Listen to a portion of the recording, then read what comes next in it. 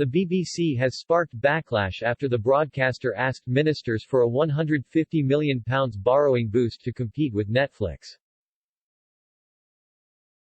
This week, BBC Finance Chief Glyn Isherwood told MPs the debt limit for BBC studios must be increased from £350 million to £500 million to take on the streaming giant.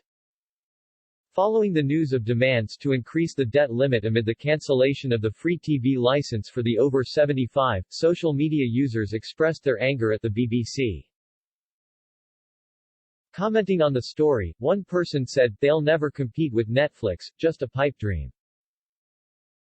A second said, "Make that £150 million and £157.50 as cancelled my TV license today." A third said, "If the BBC wants to compete with Netflix it should give viewers the choice which one to fund."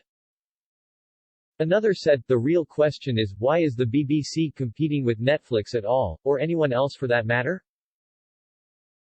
The only raison d'etre for the BBC is to provide a service considered necessary and not provided by the private sector.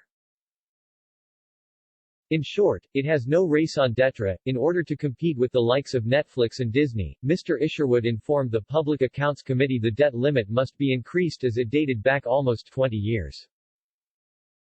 The borrowing limit for BBC Studios was set at £350 million in 2003, while the public services arm of the broadcaster holds a separate cap of £200 million.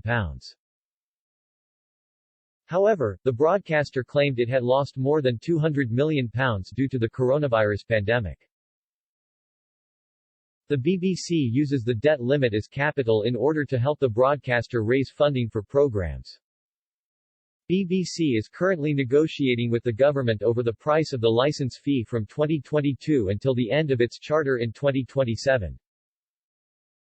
The charter, which was agreed in 2017, sits alongside the agreement between the broadcaster and Secretary of State for Culture, Media and Sport.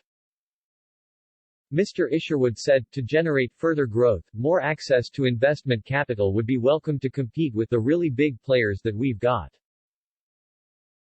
The natural cap of most organizations is how much they can raise from banks, so £350 million is well supported and we could raise more in the market if the cap was lifted." The profit level across the commercial organization pre-pandemic was around £180 million to £190 million. That could support a borrowing level of £500 million, around 1.5 times the current cap that we have. At the extent we grow further, there is the potential to have higher levels of borrowing and investment, but that is something for when we discuss our plans with DCMS. In order to save money, the BBC initiated a savings program which cut 450 jobs in regional TV news and current affairs, local radio and online news last year.